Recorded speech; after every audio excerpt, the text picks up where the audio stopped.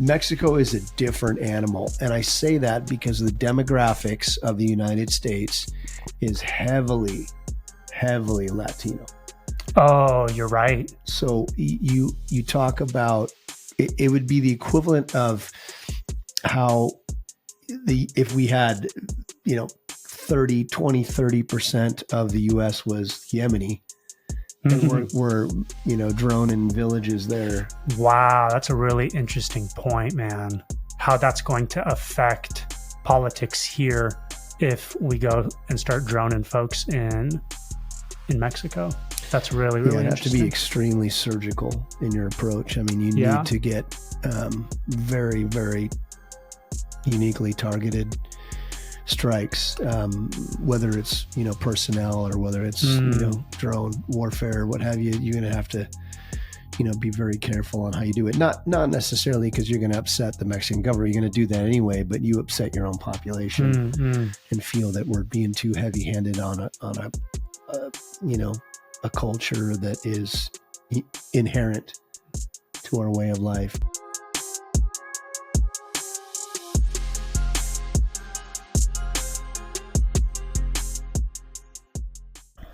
Hey guys, how's it going? What's up, Dennis? Well, welcome, Drew. Welcome to the show. Good to have you, man. Drew, our former CIA contractor, right? And I'm just gonna say this now. You're our resident military expert from here on out. Okay. So you're stuck with us, man. Verbal commitment. He said, okay. There you go. Yeah, you guys heard it. Hey, thanks for being here, man. Let's jump right into it. So are we going to war with the cartels? What's going on? I mean, I think I just saw a news release that he signed as an executive order to that effect just a little bit ago. Yeah. So, it seems so. It's going to be tenuous, I believe, just because of the Mexican president's juxtaposition on a lot of the stuff. I mean, she's very combative, but and I forget her name. She's got an interesting last name. But I can tell you right now, like the first volley is probably going to be ISR, which is intelligence, surveillance and reconnaissance, because I think the network is so huge, cartel network so huge, so intertwined with not just Mexican way of life and business, but also a lot of it in the Southwest as well. Yeah, I still live down in Arizona. It's pretty bad down there. Didn't they just send like another bus or something of people like this last night or this morning? I heard like another rush is coming, trying to get through. Yeah, I think probably before they close. Good luck with that. So I think what we're talking about, Dennis, is that Trump signed an executive order saying that the cartels are now designated as terrorist organizations, right? Officially. So what does it mean when something is, or a group of people is designated as specifically a terrorist organization, as opposed to just terrorists living somewhere in like Canada or India or anywhere else? Well, from an agency perspective, you use what you call Title 50, which is the attempt to, in no uncertain terms, the attempt to, attack the entity in numerous different ways without having to declare war. Oh, so you don't need like congressional approval. Correct. Wow. And that's been happening in places like Yemen, Pakistan, African nations like Mali and Burkina Faso. Wow. And we're actively involved there under Title 50, going head to head against terrorist networks there. So it still remains to be seen if they're going to go at this like they would, with Pakistan. I mean, in Pakistan and Yemen, we used a lot of drone warfare, our drones, not the little guys you're seeing right now in the Ukrainian war, to specifically target a lot of these network leaders and then their lieutenants and kind of on down the chain. So I don't know if drones will be part of that. I know that would be it'd probably be a political mess. Wow. But Trump's done crazier stuff, right? Right. one thing I wanted to say is that when I was with the CBP, there was a lot of interdiction operations conducted by BORTAC, which is the tactical end of the Customs Border Patrol apparatus. That would probably be right in line with kind of how things will kick off. I mean, these guys were, a lot of them were former 7th Group Special Forces, so they were Spanish speakers, and they knew the cultures, and had trained in a lot of foreign nations south of our borders, so Central and South America. And it was just a walk in the, I wouldn't say a walk in the park for these guys, but it was like what they were good at. And a lot of that is, dealing with the cartels network of informants, spies, mules, smugglers. I mean, there's a lot going on there, man. I wouldn't even know really where to start, but I can tell you right now that the cartels are no slouch. I mean, we're talking hundreds of billions of dollars For sure. in revenue. So they have a lot of the same technology that our special operations has. They just don't have the large scale support, aircraft, Navy, et cetera. So, yeah. I mean, I've even heard recently that about half of the equipment that's been going to Ukraine has been getting sold off. Again, I can't, I don't have this information. I saw it on an Instagram reel, so that's my source, right? But they were saying that about half the equipment that goes to Ukraine gets sold off, and they've actually already recovered some of the weapons that were sent to Ukraine in South America. They were recovered in South America. They were sold off by Ukraine on the black market. How crazy is that? That's awesome. These guys, everybody's making money. It almost reminds me of, remember, what was that big scandal with Obama where they were selling guns to the cartel, and then the guns were being used to kill U.S. citizens and kill the Border Patrol agent. And they were doing that so that they could track the movement of the guns and hopefully lead to people that need to be arrested. But those guns were being used to kill Americans.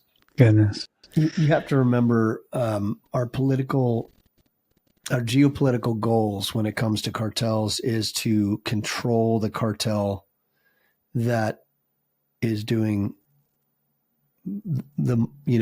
the business that we want them to do. Right? It's easier to do that than it is to you sit there and wipe out cartels indiscriminately, and now you've got a vacuum. Right. And that power vacuum is scary because you don't know what you're going to get in place of what you had. Did you have a guy that was playing ball with U.S. foreign policy? It's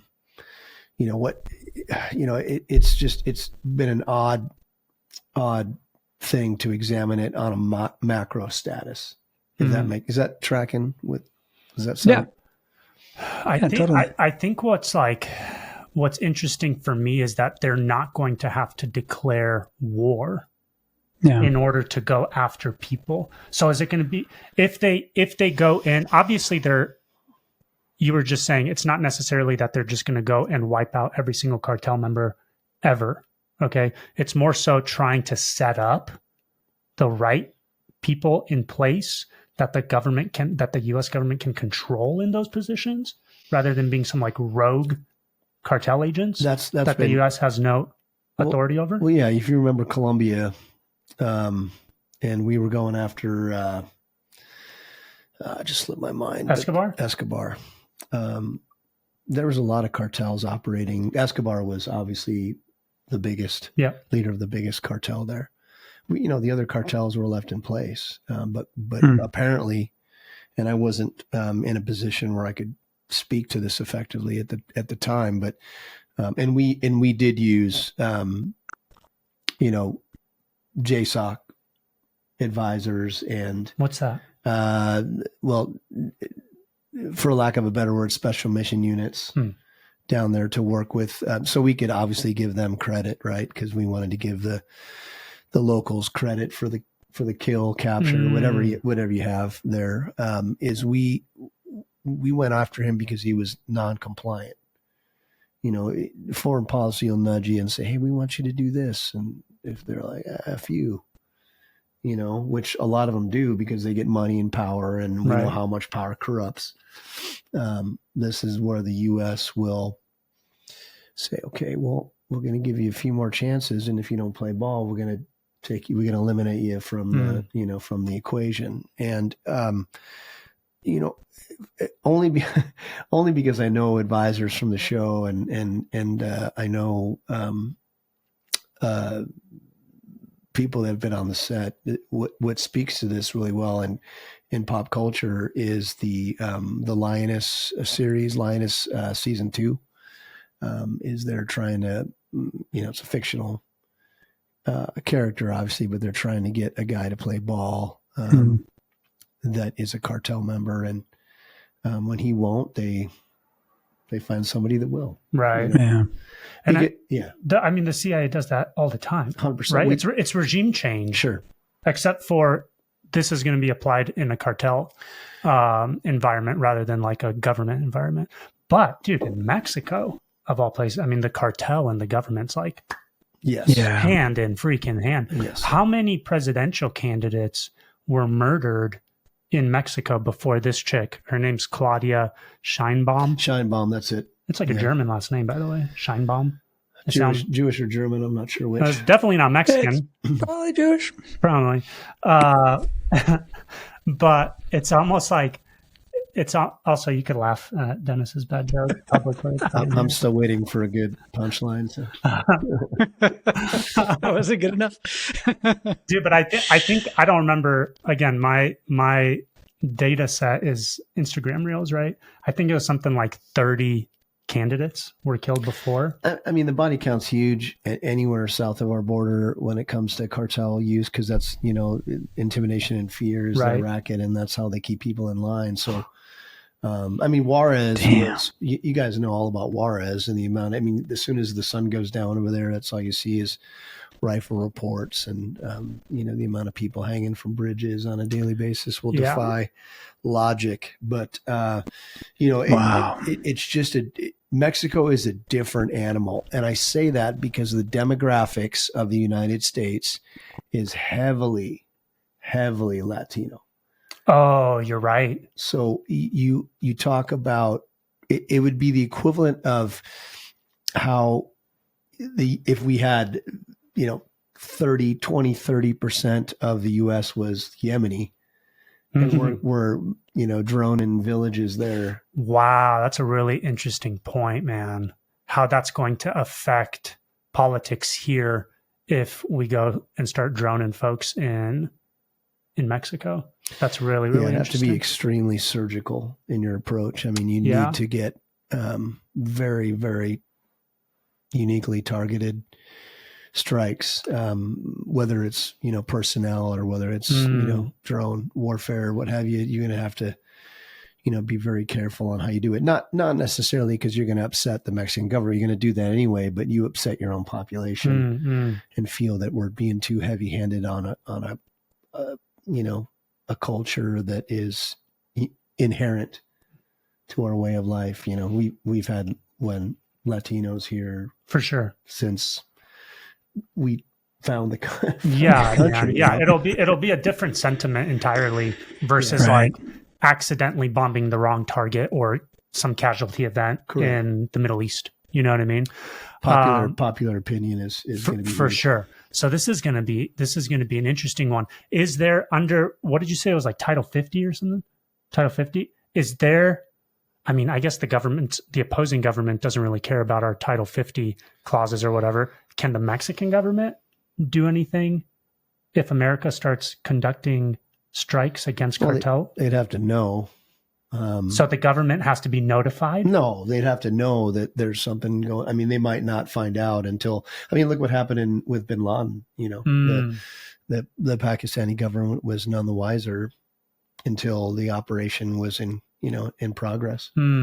So it depends on how, and I think that's again not having other than opinions from other case officers, of which I mentioned that I speak to on a regular basis. I don't know how Trump's going to go about it, but I would imagine he's going to use some of our tip of the spear assets for this, which would be, special mission units like JSOC, like Delta, or, DevGru, or, units that are very good, extremely good at kill capture and keeping it on the down low, for lack of a better word, Is there any chance of repercussion from like the Mexican government? I mean, they're not going to go to war with us. No, I think the Mexican government right now is probably worried more about tariffs than anything else, at least on a nominal basis. That's a good point. Yeah. Dang, that's a really good point. But honestly, like we were just saying, there would be a bigger outcry in the U.S. population if something goes wrong. You know what I mean? Within the south of the border, because of how big of a Latin presence there is in America. But I also think that this is a war more so than any other that we're fighting right now, that like the U.S. would get behind, like the population would get behind this, because how long have we freaking dealt with cartels and violence in the U.S.? No, 100%. And drugs and the fentanyl crisis and all the deaths as a result of drugs from south of the border. So I feel like the U.S. population wants this to go down. True, but you have to look at some of the cartel activity as of late. So, for example, Sinaloa cartel is heavily invested in local business, both on both sides of the border. I mean, they're running car washes and, I mean, you name it, like, driving ranges and all kinds of stuff that people use because you go legit after a while. Right. At least part of the business, you go legit. To launder their money. Correct. Well, not just that, but, also to keep a pulse, your finger on the pulse of the community. So again, it's going to be interesting to see how they go at this. Like, how many mistakes we've had in the past about drone strikes, striking the wrong target, right. Or at least they'll put out a press release saying they struck the wrong target, just to kind of turn the tide of public opinion. Dude, interesting. This is fascinating because my wife and I are watching Breaking Bad right now. We started from the beginning. She's never seen it. Good. So when you said that these guys own car washes and mini golf or whatever, I'm like, dude, los pollos hermanos or whatever, Right. That's how you hide. That's how you launder the money. But also, like you said, keep a finger on the pulse. And like, there would be economic ramifications within the U.S. as a result of cartels dropping in Mexico. You just don't ever want to vacuum. You don't want to get, I mean, granted, in Afghanistan and places like Pakistan, where the Taliban was just run amok, you could launch a hellfire at a bunch of, lieutenants or lower. Right. Just to kind of, because they were armed. Oh, they're planting an IED in that roadway. Like, let's nuke them all, but you can't, that's where it gets crazy, is you can't necessarily do that in Mexico. Right. That's a great point. And you need a pretty good, what they, in the military, you call it a con op, right? Condition of operations, where you present a plan to the higher ups and they're like, nope, that's crap. Because for whatever reason, they have to consider other factors like their next promotion or, and I think by and large, when you talk about using JSOC or SOCOM for this, you take out some of that middlemen out of that equation, and then you can let the guys on the ground make some of the decisions there. And that's what's needed here. It's because, if you get the military involved on a macro scale, you're going to have to go through all these ranks to get to this approval to conduct this operation. Whereas the SecDef, who we all know is Peter Hegseth, is going to be like, do it. Right. So, yeah, I mean, it's a really interesting paradigm that we're going to see moving forward here. And, you got a lot of guys that are, in the that are still that are former GWAT, that have lots of experience on the ground conducting black operations. And By and large, I think they're the right people for the job, but I just don't know how Trump's going to approach this. Yeah. So it's more likely, you think, using like boots on the ground, special forces to surgically go in and take folks out. Yeah. Rather than sending in missiles, risking casualties, all that. That makes sense, man. It's my bet. It'll be interesting to see how combative the cartels get, because they are well armed. I know a lot of them have armored vehicles. They, travel in convoys. They have a lot of the same equipment, night vision, comms, all of it. Created by the U.S. government. Like it's hard stuff, bro. Correct. It's hard stuff. It's what was it? It was I think 7th Group trained the Peruvian military or the Peruvian special forces at the time, and I can't remember if it was Peru. I believe it was Peru, and then a couple of guys jumped ship, went to the cartels, and trained the cartel members on how to do half the stuff they were trained on. Wow. Even the stuff we left in Afghanistan as a result of pulling out, right, under Biden's administration, a ton of that's been sold on the black market. Yeah. So a lot of it's ours, man, which is absolutely crazy. Do you think that this is going to be, so if we're not involved in anything right now in terms of boots on the ground in like Ukraine or the Middle East, right? Do you think that this is going to be kind of the next war on terror? The next branch or extension of that? I know a lot of guys are hoping it's going to be. Really? I know a lot of guys. They're hungry? Yeah. I mean, a lot of guys, especially considering that another executive order for Trump was for reimbursement for any lost wages because of COVID. Yeah. So all the enlisted guys, right? E4, E5, E6s and stuff that just couldn't stomach getting the COVID shot are now going to be reimbursed, made whole. And I know a lot of these guys would be like, man, I'd love to go back and obviously, be part of that unit, considering who my commander in chief is. So it's going to be, like I said, it's going to be entertaining to watch exactly what happens. But a good example of the wrong way to do it is if you look at Libya and Hillary Clinton, I believe, was Secretary of State at the time, and she wanted to get rid of Muammar Gaddafi, right? And she just left a huge vacuum there, where now all of a sudden you have multiple terrorist factions with access to weapons of all types, and they're running the country and then selling weapons to other terrorist factions, and it's just a mess. Yeah. It's just a big mess. So, you think that was intentional on her part?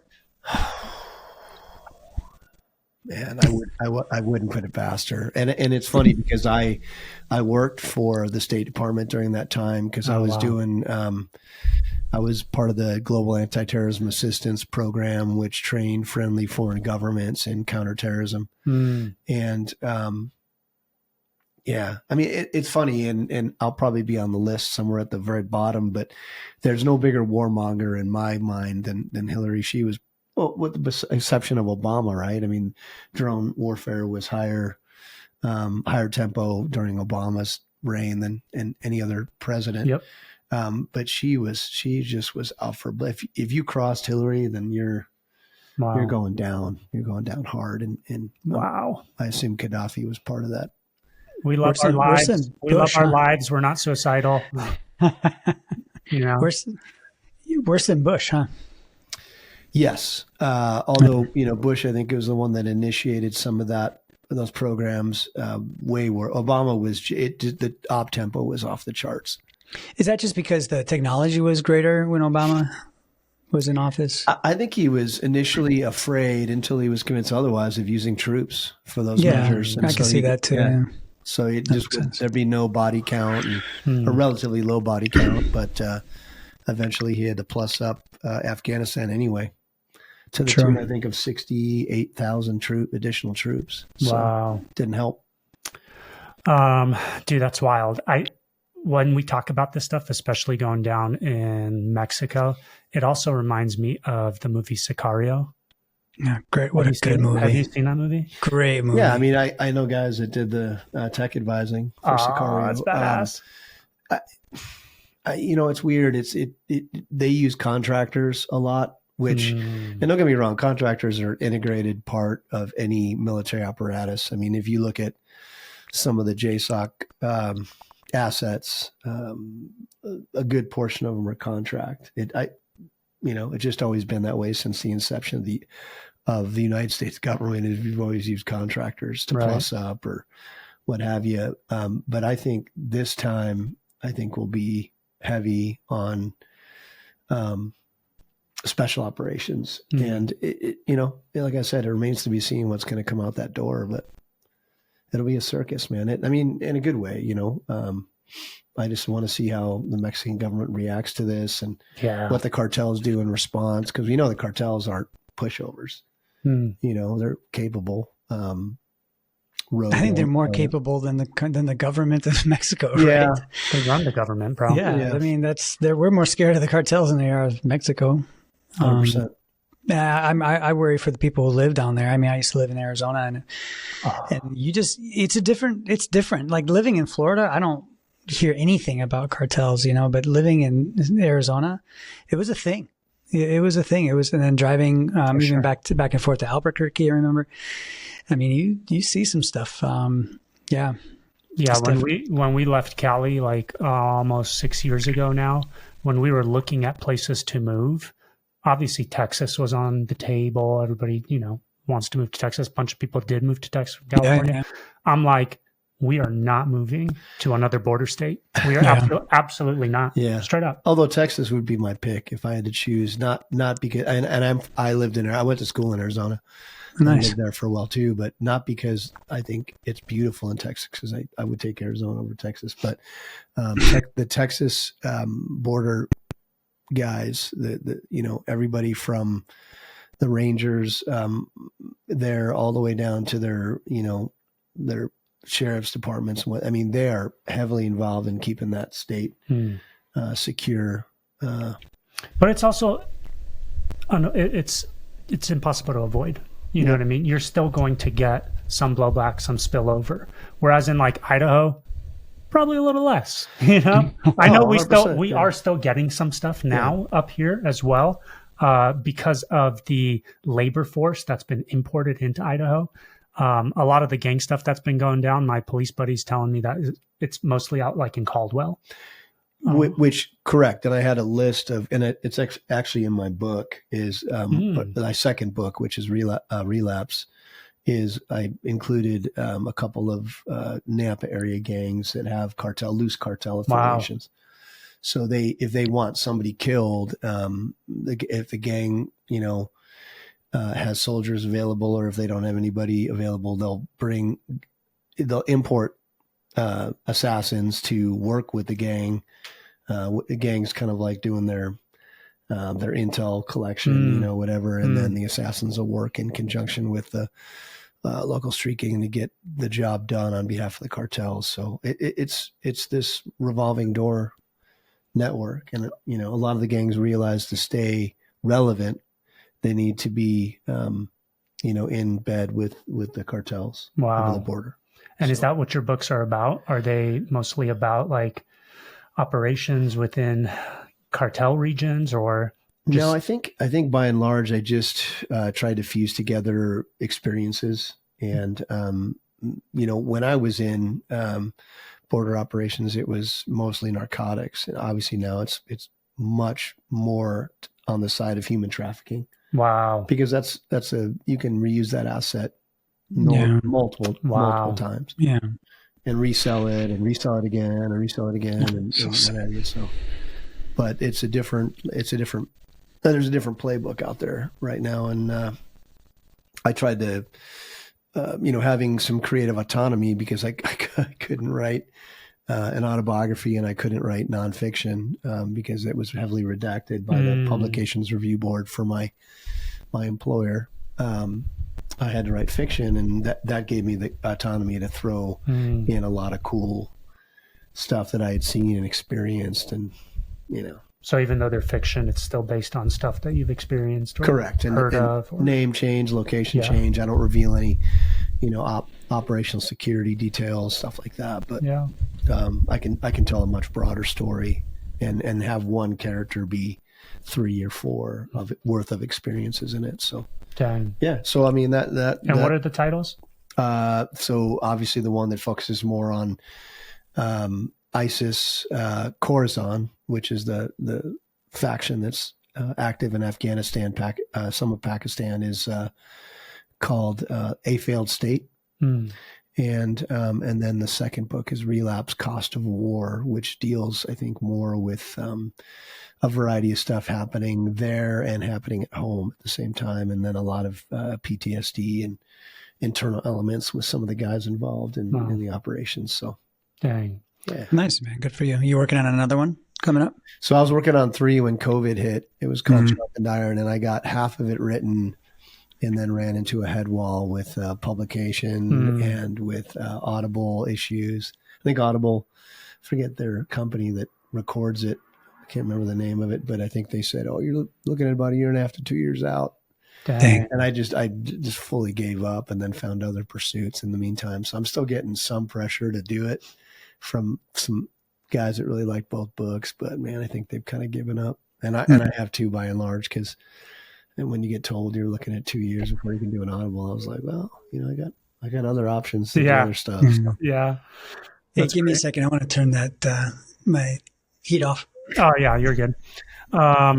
Dude, so what's the sentiment right now that Trump's in military wise? Oh, it's elevated, man. But you're also talking about a lot of guys that are out. You're talking about. Oh yeah. You're talking about. So, from a internalized perspective, right, where you look at all the. I think at the time, a lot of key members of the Democratic Party were talking about, problems internally with white supremacy and right. It was focused heavily on the military and military veterans, right? And it was always my contention that they wanted to age out the GWAT veterans, just get rid of those guys, because those are the guys with the most experience. They've seen the dark side of, the government, and they just are, they're capable individuals, right? Whether you're a guy from, 10th Mountain or, 101st, or whether you're, a guy that was with, DevGru or, you're a Ranger, you know what I'm saying? These guys are just, they've seen the most combat. They're the, best trained. I know there's still a lot of guys in, but, and when you age out the GWAT guys, who knows? Like, a lot of these guys are in their 40s and 50s now, capable, but obviously probably don't see them going back into the military at this age. Right.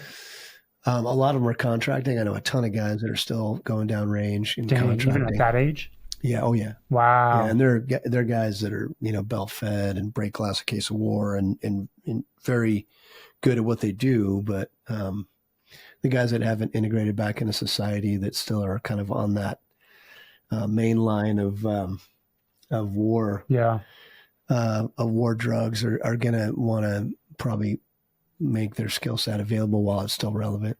Yeah. But I think by and large, if you look at the special operations side, special forces, the tier 1, tier 2 guys, I think a lot of people are excited about Trump. I would imagine a lot of the military that were recruited in the last 5-6 years maybe are not. They probably see that as something that's doesn't really affect them in a positive light. So like more recent, what are they called? Woke. But more DEI initiatives, all that. I mean, I'd love it if I'd love to have you guys get a call and be like, that's absolute crap. I think that would be cool, because I'd love to hear that, but I don't think we will. No. Right. Yeah. So the past, 4 years, right? Under Biden. I'd say it under Biden and under the last couple of years of Trump under COVID, where people were, jobs were hard to come by, and the military seemed like a really good option. And then, of course, anybody hired under DEI initiatives and all that stuff are going to be probably against the 47th president and his reign as commander-in-chief, right? So there's even like a bit of a bifurcation within like the military towards Trump. It's kind of split. with the older, more like mature, more experienced guys being pro-Trump, and then the past 5-6 years worth of hires being possibly woke. Well, you got to understand the bulk of the military is going to be support, right? When you say something like, "Oh, we've got 100,000 troops in Iraq," 3/4 of those or more are going to be support personnel. Your admin, your motor T, well, that's Marine Corps, but your transportation side, your logistics, people that were often called FOBITs, or people that resided on a forward operating base and never left the wire.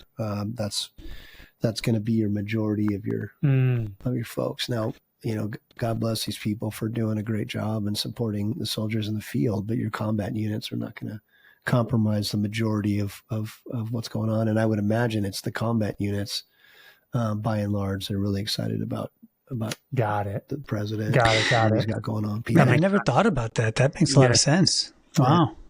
Yeah. Interesting.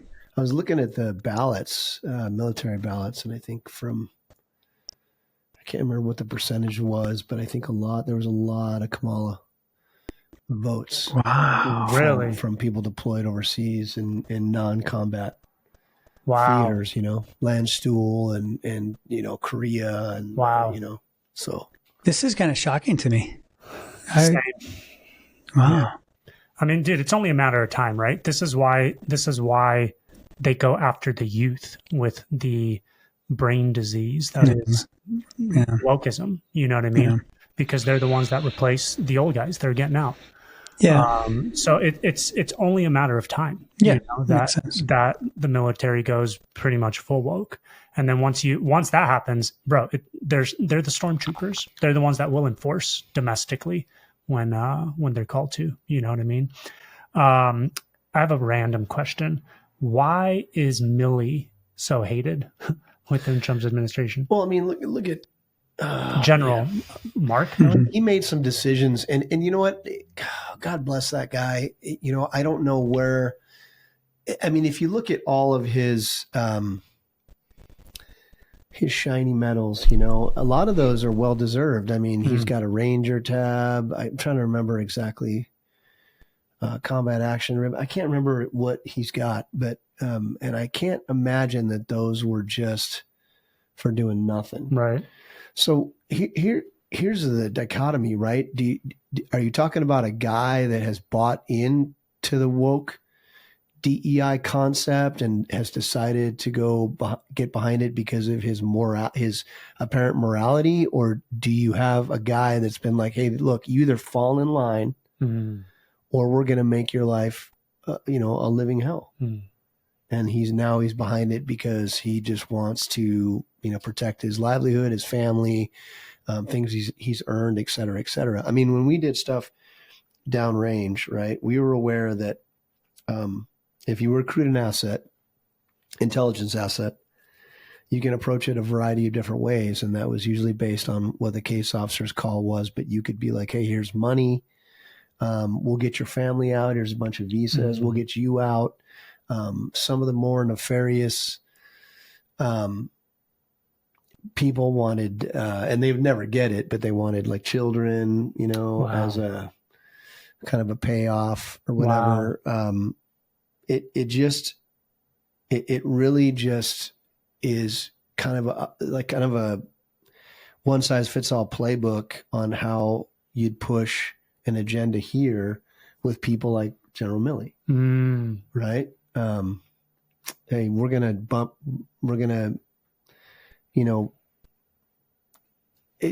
just going to make your life difficult, and no one's going to remember you for all the good stuff you did if you don't play ball. So was he kind of the one pushing a lot of these DEI woke agendas within the military? He said some crazy, you remember Dennis? He said some crazy stuff. He was like, I think one point he was like, I want to see the penalties of what the white man has done to, I just found that just really outlandish. You're talking about a guy who's, Joint Chief of Staff. I mean, this guy's up there. Yeah. And you don't get there by sitting on your hands, Yeah. But Obama did do a good job of kind of relieving a lot of generals that were resistant to his agenda during his administration. So, dude, that's a good point. That like, if this guy's making these statements from that position of authority and hierarchy, and everybody, the fact that everybody around him wasn't like, what? What are you talking about? You gotta sit back down. But it seemed like for a time, at least, he was actually like supported, by the surrounding authority. He was, Trump's advisor. I mean, he was right next to him when. And was he spewing this stuff while he was his advisor? I'm trying to remember the timeline, but he started to right after. Remember when Trump held the Bible up, when DC was kind of under assault after the George Floyd riots? He said he made a decision there. But I don't know. It's a tough one. I don't know. I don't know if they're leveraging something on him, or if he just bought off on the whole DEI thing, or what. I really don't think he thought Trump was going to get elected this cycle. Really? Yeah. I mean, his painting got taken down in the Pentagon. I saw that. Yeah. I saw that. Yeah. Dang, that's wild. Do you think that it's likely that America will go to war with Iran on behalf of Israel under Trump, who is probably the most pro-Israel president like we've ever had? Well, I'm telling you, and everybody's going to refute this. It's not a Trump voter or doesn't believe in Trump, but strength, it gives you a lot of negotiating power. And it's evident during Trump's 4 years in office as 45 that there wasn't a lot of conflict, and he was able to forge some peace deals and get some things done. I mean, hell, he was on the DMZ of North and South Korea, crazy. Right? Which is like on any president, no president has done. Crazy, man. So, whether you love him or hate him, he's gonna negotiate from a position of strength, and when you do that, you get a lot done because they know he's not kidding about what he'll do. I mean, look what happened to General Soleimani from Iran, right? I mean, that was Trump's doing, and they just completely nuked this guy. But Iranians are still upset about it. Right. They're still at odds, and they talk about killing Trump all the time because of it. But, he wasn't afraid to do that. And I think that puts a lot of people on their heels. I really do. I think it's going to be a more peaceful time if they fear you than if they don't. And clearly under Biden, there wasn't much. I mean, everybody knew he wasn't running the country. So what's the fear? Right. So. Yeah. Go ahead. Yeah, I have thoughts on that. Like, we know Biden wasn't running it, but what makes us think that Trump's running it? Well, that's a good point. That is a good point. Dennis, once in a while, Dennis has these like zingers. Yeah. You know what I mean? Most of the time he's just here for to laugh at. Oh yeah, totally. You know what I mean? And then once in a while he'll ask these zingers where it's like, dude, where'd that come from? Yeah, because arguably for the past 4 years, there's been some kind of behind the scenes deep state running the show. Well, Biden's just a puppet, right? With the diaper on. But what happens to that deep state just because Trump got in? Well, that's the pendulum theory, right? That you have people in office for 4 years that enact a liberal agenda, and you need to swing it back the other way to keep the population in check. So there you go. That's the unknown, right? I'm not privy to deep state. I never was occupying the 7th floor of the agency building, which is where a lot of these decisions and discussions are had, So that's a good question, man. I wish I knew. I'm hoping it doesn't. And from Andrew Bustamante's own words, and you can look this guy up. He's a notable guy from the agency. He said, he doesn't think anything will change unless there's blood in the streets. Oh, dude, whoa. That's my opinion entirely. If Trump doesn't go, I know this sounds really pessimistic, and I'm not calling for this. God forbid. I hope there's peace and grace upon America. Literally miraculous grace upon America. But I'm of the opinion that we live in two Americas right now. There's a liberal America and there's a conservative America. Those two will never unite ever again. What would have to happen in the world for these two parties that literally hate each other? They hate each other. For them to come together and be like, I forgive you, kumbaya, let's live together in peace and harmony. What do you think has to happen for that? You want to know BS answer? Tell me. That major attack on the homeland. Yeah, alien. I don't even, okay, Dennis, hold on. Wait, that's next. But I don't even think an attack on America would have a 100% unifying effect. I think there's a big percentage of the liberal side of America that would be happy to see America attacked. They're calling for the destruction of the country anyway. You know what I'm saying? So I think there's a contingent. I would say, just off the top of my head, probably the 80-20 rule. There's probably 20% of liberals that would be stoked that it's America's always be careful what you wish for. Saying,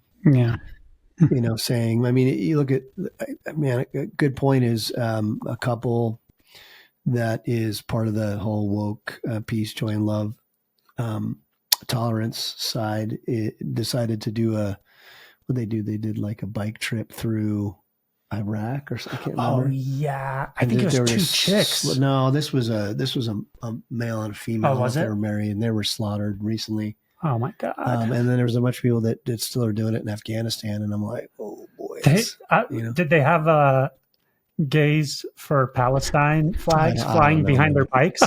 But be careful what you wish for, right? So, for sure. So if you're a liberal and you say, hey, I want America to be attacked because it's the only thing that's going to push us towards, Marxism or, whatever their goal is, like-minded goal, that very often they're going to be the first to go, because when you install power, we're all familiar with Hitler and the National Socialists, right? The first people Hitler got rid of were the brown shirts, which was his most loyal faction at the time, the ones that helped him in the putsch and, got him elected chancellor.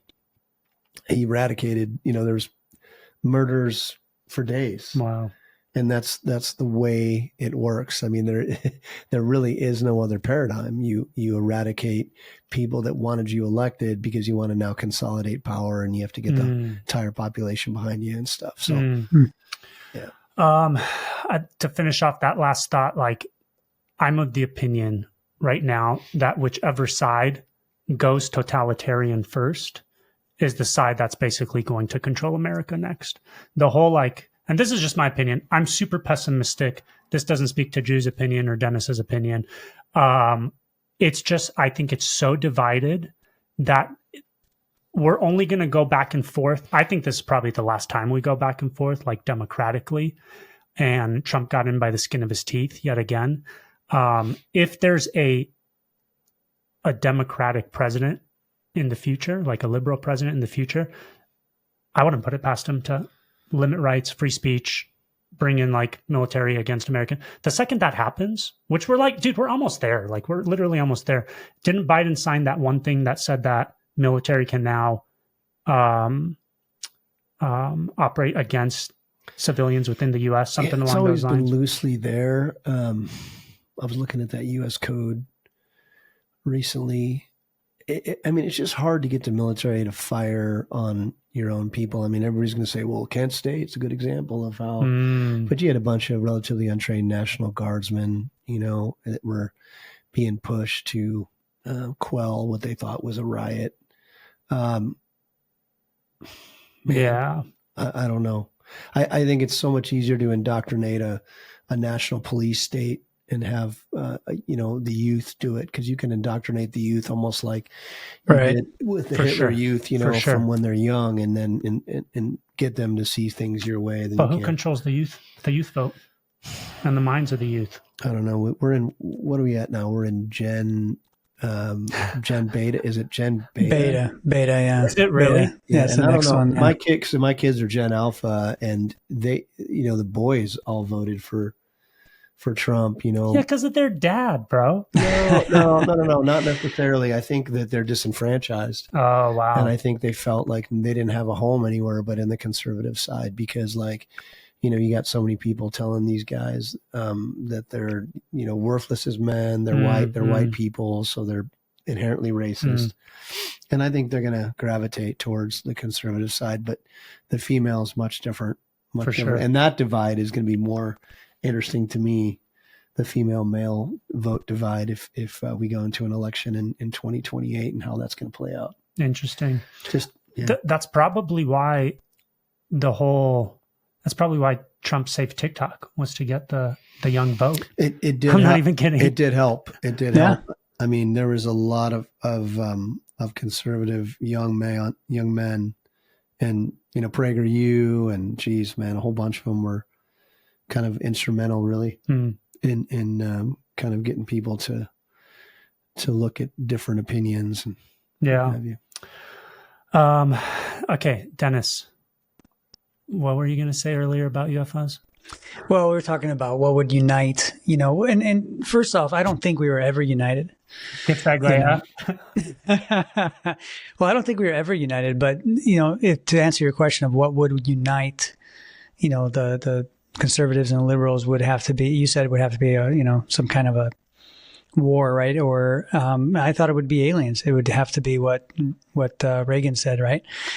Some kind of attack that would bring everybody together to, another big distraction, but that was so big. I mean, even like when you look back at BLM, remember like when it all happened, like you had a big chunk of even the conservative side that was still like, oh man, very sympathetic towards, BLM at the beginning. I think over time it all went away, but at the beginning it was such a big deal, right? Like they do these big, events that make us all kind of think. I remember even when COVID came, right? Like I was even thinking, man, like this is bad. This is serious. Maybe, we got to look into the shot. I looked into the shot myself too, and then until I heard Warp Speed, but, it's just another thing like that can come to play. Like what's it going to take for this crazy ass world that we live in right now to conform into one, and agree on something, as one. And I don't see it any other way besides some kind of supernatural, some kind of force, some kind of... Dude, even if aliens appear, which like we're being primed for, okay? It's all over the freaking news. There's disclosure happening constantly, okay? Even if that happens, think about it. A big chunk of like at least the Christian conservative community is going to be like, oh, demons. They're not uniting, as big, Ben, as you think it is. Really? Christians are not. I don't know if it's as big as you think aliens are demons. I mean, we've had this discussion before, you and I. Privately. I don't. You know what I mean? For me, man, a lot of it is leaving God in control, I think, and letting Him kind of do his thing, because we all knew when Jesus said, give to Caesar what is Caesar's, give to God what is God's. I mean, this is where I kind of firmly get behind and pray for even somebody like Biden, because I can't affect that. I could do obviously grassroots stuff or, community organizing stuff if I wanted to, but I just, you know what I mean? I just have to believe that God's, it's a part of a bigger plan. It definitely is part of a bigger plan, because we're not autonomous, right? Humans don't just do what they want. But whether it's military technology or whether it's like interdimensional, angelic, or demonic activity, you know what I mean? God's still in control. It doesn't negate that fact either way. I think, like, at least for me as a Christian, I think biblically it makes more sense that it's supernatural than that it's technological. Because you're paying attention, though, Ben. I think that's the problem. Most people are not paying attention. I think they're just so distracted. How are you not paying attention? It's everywhere. It's because they don't know. They don't have any experience with the supernatural. They're not reading their Bibles. They're not understanding manifestations and things like that. They're oblivious, man. I really believe that most people are just oblivious. And when you talk to them about these things, that's why it's like such a turnoff to them. Okay, I think we're screwed. Yeah, that's what I really believe that. This just reinforces everything I was saying. Whoever takes power first is going to control. Is there any sentiment within like your military friends or any ideas or chatter about any of this disclosure stuff, UFO stuff, alien stuff going on? Or are they not even talking about it? Nah. Oh my God. How we're is that screwed. possible? We're screwed. That's what I'm trying to get to, Drew. Like that was a question I had for you also. Like, how is that not possible? What are you guys ignoring it? Or I'm sorry I say you guys, but the military's coming out and disclosing this stuff. It's the Pentagon that's initiating. Now, pilots are kind of a different breed, right? And I've got a lot of friends that are, F-16, F-18 pilots. I think those guys have some tidbits of opinion and data, right? Based on, friends and comrades that have seen or heard or what have you. But I think by and large, a lot of the guys, especially the window lickers or, the guys that are like on the ground, I don't think those guys have much of an opinion. Maybe personally they do, but they're not very outspoken about it.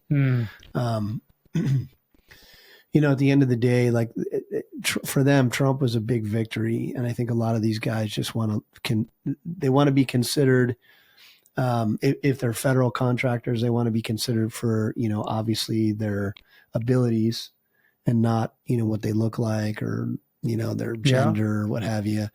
And I think a lot of these guys just want a fair shot over the next 4 years at the American dream. So they're not getting caught up with all this. I don't think so, man. I really don't. I might have too much time on my hands. Yeah. Yeah. No, but I see it too, man. I'm with you, man. I don't know how, because I have some military friends here. I live, in Mayport, by the Mayport base here in Jacksonville. And they don't talk about it either. It's weird. It's wild. It's so strange to me. I mean, it's cool, right? It occupies a couple of minutes. I'm like, oh, look at that. That's pretty, you know what I mean? And then it just, it goes back burner stuff because I want to buy eggs and not pay $7-8, for a dozen. And you still, you know what I mean? I mean, that's where the rubber meets the road, I think, by and large. Dude, that makes a lot of sense actually now, because that's probably why this is so top of mind and important for me, is because I have chickens and I don't really care about the price of eggs, right? See, so I have I have so much more time and freedom. Damn, that's wild, man. So, okay, when they do appear, I guess people are really going to get taken back, even though I'm going to be the only one that's going to be like demons. Yeah.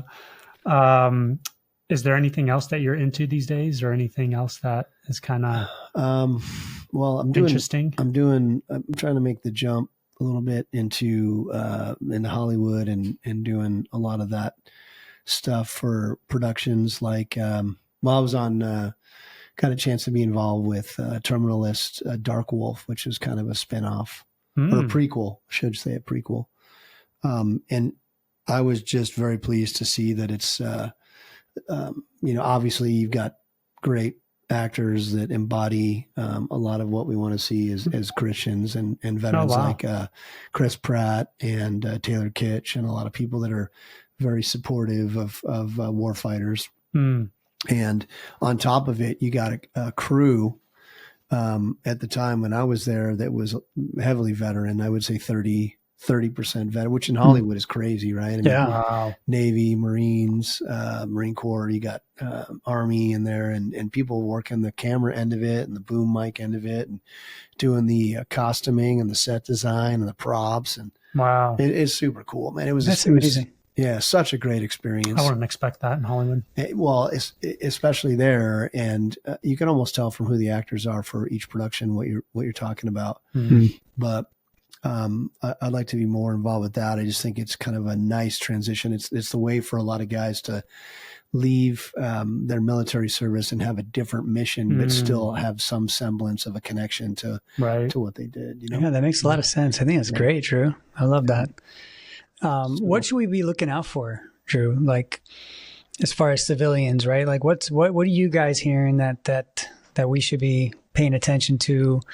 Anything else, out in the world, things that we don't know, that we're not hearing in the media?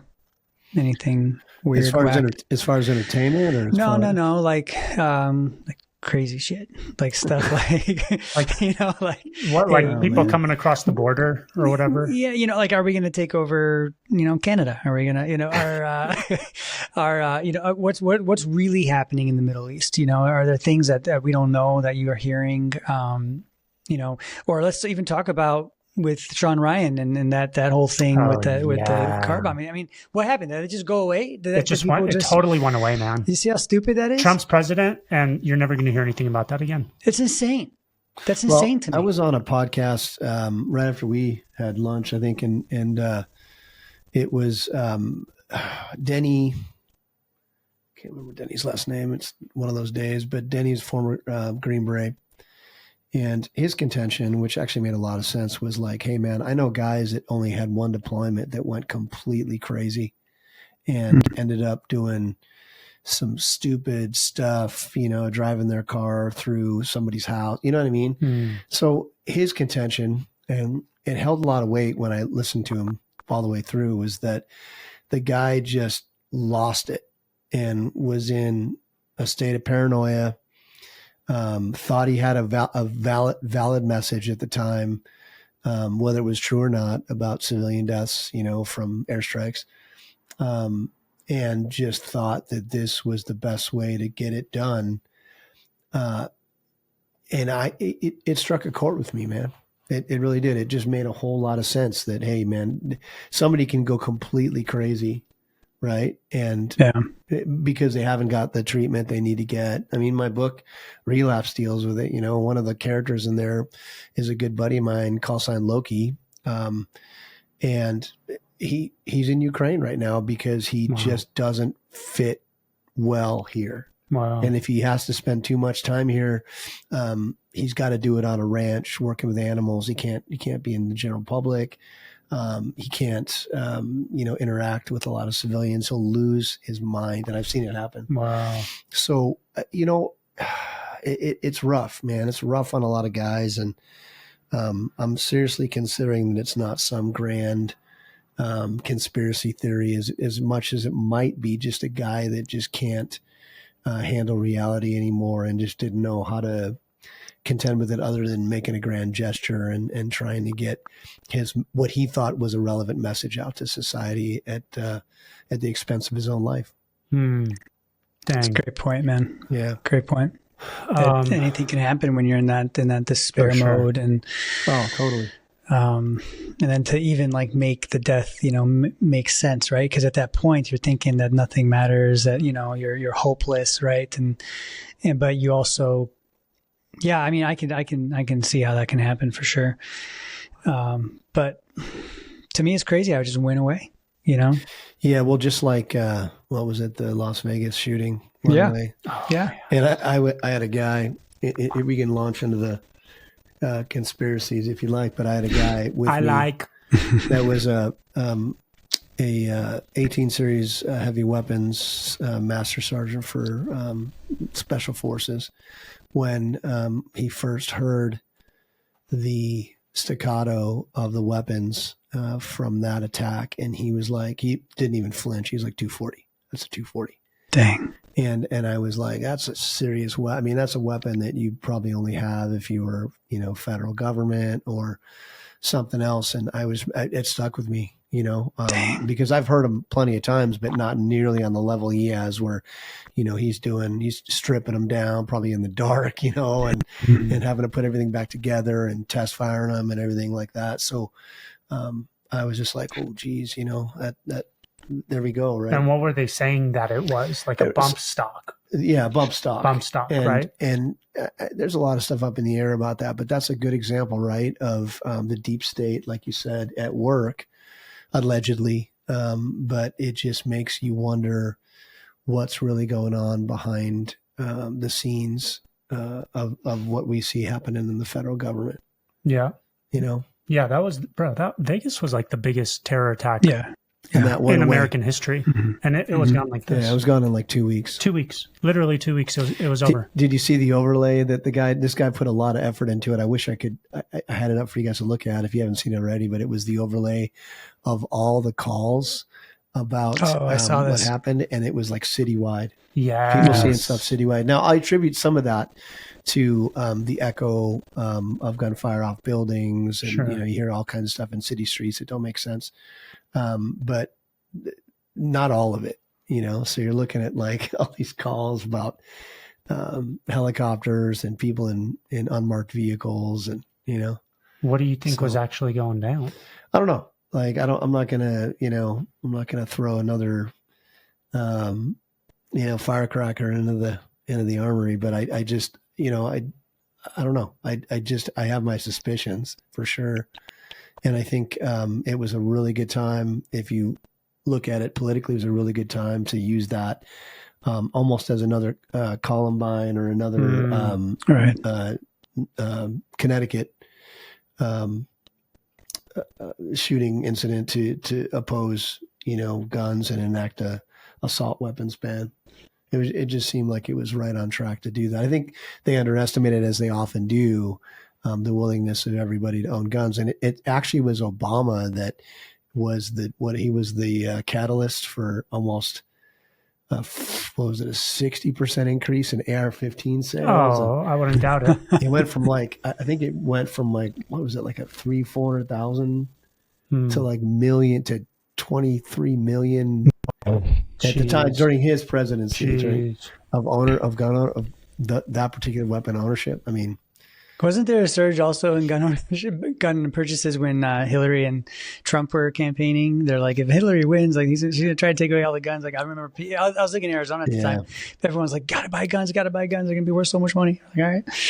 Ammo and guns. And then the bottom drop, because I was at SHOT Show that year at Las Vegas, which is going on right now as we speak. And I remember like people were like, oh, like they were happy, but they weren't, because now all of a sudden guns and ammo were extremely plentiful until COVID hit. So that's wild, bro. Okay. Good stuff, man. Well, Good stuff. I love this. I don't want to hold you too long because I know you're in pain. My injury and my in-service injury. Pray for Drew for his pain. my lower back. Yeah, but thanks for coming on, bro. Yeah, man. Super interesting. Again, our resident military expert. Okay. Yeah. So, listen, when stuff starts coming down, man, and we start to see some stuff going on, we're calling you, Drew. Yeah.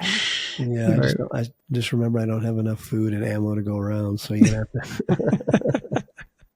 Ben does. I'm good. I know good. Don't you worry about me. I'm good, baby. But yeah, thanks for coming on, man. We appreciate your time and insight. And when something else interesting pops up, we'll get you in here to get his opinions on it too. Okay? That's right. Because it's always good to have a big picture, like military experience, point of view on things. Because we don't have that. Like, I don't know that angle. Yeah, Dennis I have doesn't know that angle. No points of view whatsoever. I'm still 100%, I'm still surprised when Dennis asks a good question, let alone like I'm kind of surprised too. I just think it's a question, and Ben's like, "That's a good question." I'm like, "Oh, that is okay, good." Write that down. Yeah, exactly. Cool, man. Well, Thanks, appreciate guys. your time. Thanks for coming on, and we'll see you guys on the next one.